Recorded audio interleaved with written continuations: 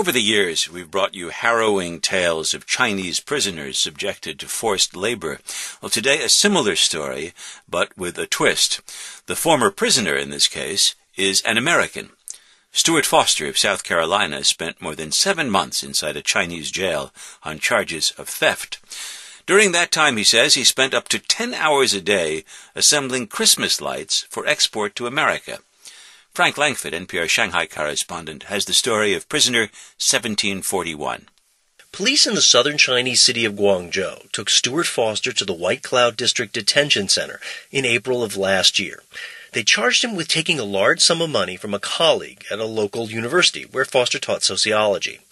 When he arrived at the jail, they gave him a cup and a toothbrush and put him in a cell where he would spend most of the next 280 days. It was the size of an American racquetball court. Foster spoke by Skype from his home in South Carolina. In the cell, there was an average of 30 men.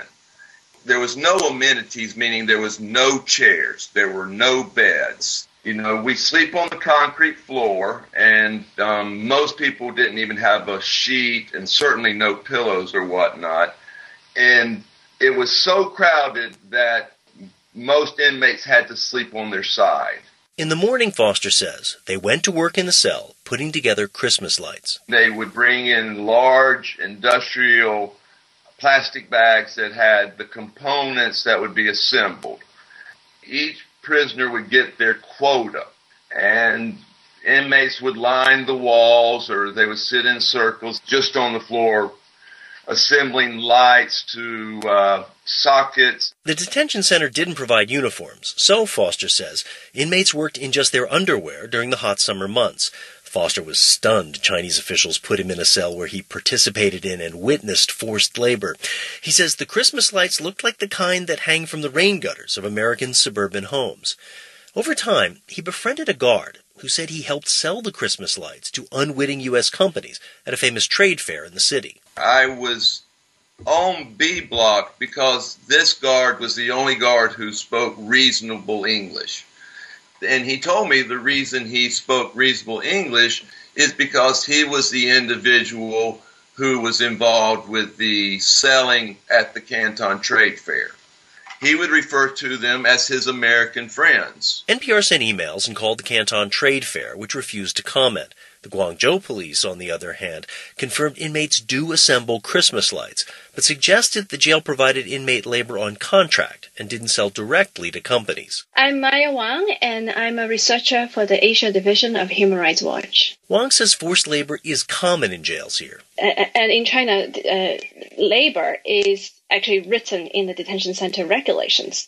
So we could safely say that millions of people are engaging in forced labor at any one time in just the detention centers alone. Of course, inmates in many countries have jobs, including in the U.S., but Wang says there's a big difference. For one, inmates like Foster hadn't even gone to trial. These people have not been convicted yet. That is a very abusive situation. Prison labor is big business in China. A quick search of the internet yields at least 24 prisons offering inmate labor to make everything from crystal balls and fake eyelashes to dentures and pleather products. A prison in East China's Shandong province touts the advantages of inmates over ordinary workers.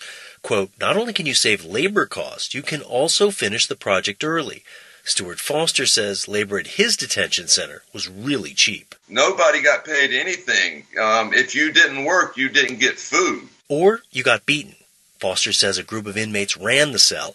They spurred workers with punches, kicks, or worse. There was one particular leader during the month of July that was particularly sadistic.